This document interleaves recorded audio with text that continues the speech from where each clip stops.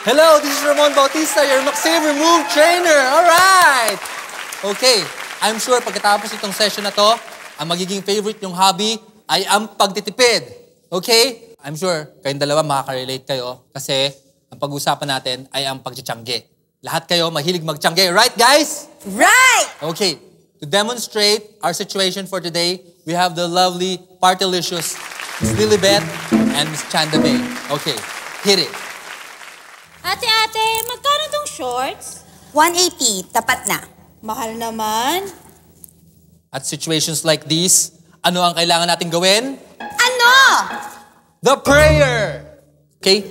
So, put your right hand forward, left hand forward, parang nagpa-pray, and then, taas. Tapos baba ulit. Okay? 1, 2, 3, 4. Doing great! 4. 1, 2, 3, 4. Ngayon, with the words.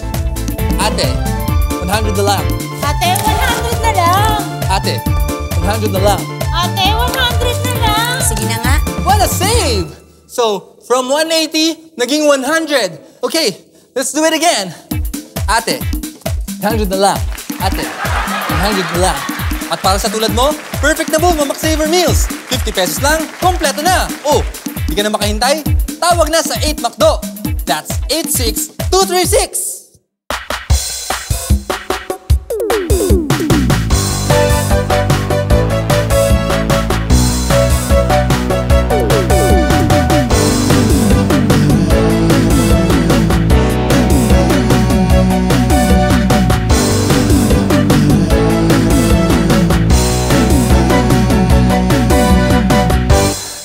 That's it for this move.